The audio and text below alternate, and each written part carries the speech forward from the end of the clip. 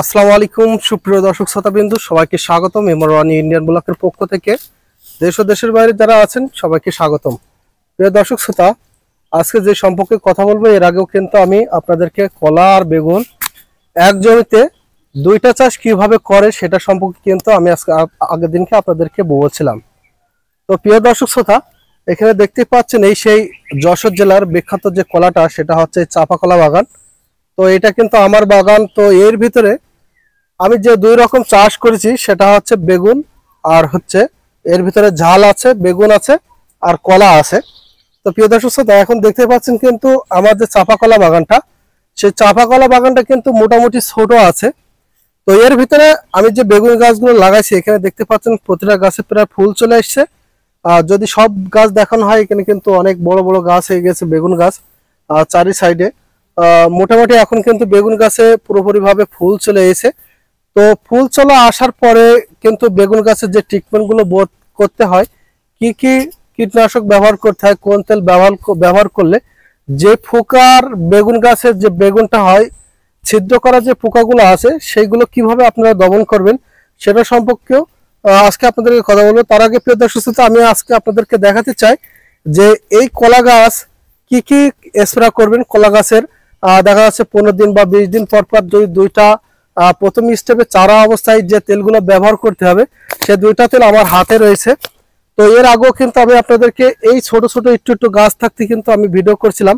এখন কিন্তু দেখতে পাচ্ছেন গাছের চেহারা কিন্তু পুরোটাই একদম চেঞ্জ হয়ে গেছে।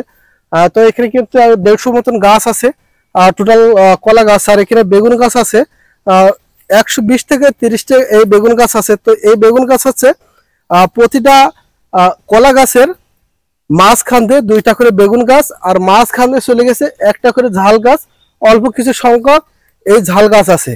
তো আপনারা এই দেখা যাচ্ছে যে আজকে যে তেলগুলো ব্যবহার করব সেটা হচ্ছে আজকে আপনাদেরকে আমি সেই তেলের ভিডিওটা বা কলা গাছের এই তেলে কি উপকার হয় সেটাও কিন্তু আমি বলবো। দেখে প্রিয় দর্শক শ্রোতা, এই গাছটা কিন্তু এখন পুরোপুরি ভাবে সবুজ আছে।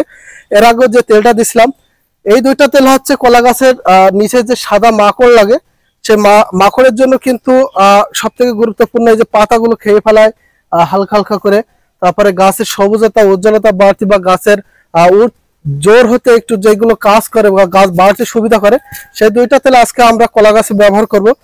তো প্রিয় দর্শক শ্রোতা, তার আগে আমি আপনাদেরকে বেগুন গাছের যে কি কি তেল স্প্রে করতে হবে এখন যে মুহূর্তে, কিন্তু প্রতিটা গাছে কিন্তু বেগুন গাছে ফুল চলে আসে। যদি দেখেন প্রিয় দর্শক শ্রোতা, দেখেন গাছ কিন্তু পুরোটাই কিন্তু অনেক বড় বড় হয়ে গেছে, ওই সাইডের গাছগুলো অনেক বড় বড় হয়ে গেছে, আর গাছে কিন্তু প্রতিটা ফুল ডোগায় ডোগায়। তো এর জন্য কি কি তেল প্রথম স্টেপে ব্যবহার করলে গাছে ফল দ্রুত আসবে, বা দেখা যাচ্ছে যে বেগুন গাছের এই প্রথম স্টেপে কিন্তু অনেক পিঁপড়ে জাতীয় কিন্তু গাছের আগা কিন্তু পিঁপড়ে গুলো বেশি থাকে, কারণ এখন বর্ষাকাল। এই বর্ষাকালে কিন্তু সব থেকে বেশি এই পিঁপড়েতে কিন্তু আক্রমণ করে। তো প্রিয় দর্শক শ্রোতা, আজকে যে দুইটা তেলের কথা কব কলা গাছে ব্যবহারের জন্য, সেটা হচ্ছে আপনার এখানে হাই পয়েন্ট একটা হলো গুঁড়ো গুঁড়ো তেল আছে। এটা হচ্ছে আপনার দেখা যাচ্ছে গাছের ভিটামিন হলো যেগুলো আপনার দেখা যাচ্ছে গাছের পাতা সুন্দর কালার সুন্দর করতে সব থেকে বেশি কাজ করে, আর গাছ বড় করতে সুবিধা করে। যে তেলটা আছে সেটা হলো সিলেকশন।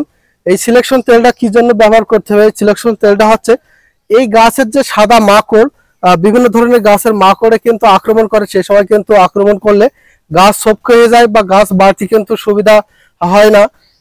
তো এর জন্য কিন্তু এই দুইটা তেল যদি আপনারা ব্যবহার করেন, দেখেন প্রিয় দর্শক, আমি আজকে স্প্রে করার জন্য চলে এসেছি। তাই সঠিক পরামর্শ হিসেবে আমি আপনাদেরকে সুন্দরভাবে দেখাচ্ছি যে এই তেলগুলো কখন কোন সময় ব্যবহার করবেন।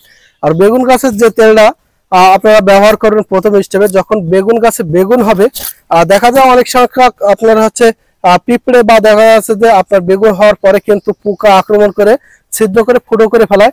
তার থেকে বাঁচতে কিন্তু আপনাদেরকে সব থেকে বিশেষ করে যে তেলগুলো ব্যবহার করবেন সেটা হচ্ছে সাইপার ম্যাথোস, এই তেলটা ব্যবহার করতে পারবেন। তারপরে আপনার এখানে ব্যবহার করতে পারবেন ম্যাজিক, কট। এই তেলগুলো প্রথম স্টেপে যদি আপনারা ব্যবহার করেন তাহলে কিন্তু আপনার গাছে পোকা আসার কোনো সম্ভাবনা নেই। তো আপনারা এই প্রথম স্টেপে এই তিনটে তেল ব্যবহার করবেন, বা আপনারা দেখা যাচ্ছে ভিটামিনের জন্য বেগুনের জন্য অ্যান্টোকাল এই তেলটা ব্যবহার করতে পারেন। দেখা যাচ্ছে গাছের জোর হতে বা পাতার বাড়তি সুবিধা করতে বা ভিটামিন দিতে প্রথম স্টেপে অ্যান্টোকাল, তারপরে সাইপার ম্যাথোস পোকার জন্য, তারপরে ম্যাজিক, স্কট এই 4টা তেল আপনারা প্রথম স্টেপে ব্যবহার করুন, তাহলে দেখতে পারবেন যে আপনার বেগুন গাছে কোনো ধরনের পোকা নেই। আর আমার এই যে বেগুন গাছগুলো দেখতে পাচ্ছেন, এরা হচ্ছে গ্রিন বয় বেগুন, যেটা হচ্ছে লম্বা জাতের, এতে কোনো কাটা হয় না, এতে খুবই কম স্প্রে করা লাগে। দেখা যাচ্ছে যে আপনার সপ্তাহে একটা করে স্প্রে করলে কিন্তু এই গাছের বেগুনে কোনো ধরনের পোকা বা আক্রমণ কিন্তু করে না। তো প্রিয় দর্শক শ্রোতা, আজকে আপনাদেরকে অনেক কথা বলা হয়েছে। যদি আমার ভিডিওটা ভালো লাগে অবশ্যই আমার চ্যানেলটা সাবস্ক্রাইব করবেন, আমার ফেসবুক পেজ সৈয়দানি অবশ্যই আমার পেজটা কিন্তু ফলো করবেন। যদি ভালো লাগে লাইক করবেন, শেয়ার করবেন। সবাইকে জানাই ধন্যবাদ। আসসালামু আলাইকুম। এই বন্ধু শেষ করছি।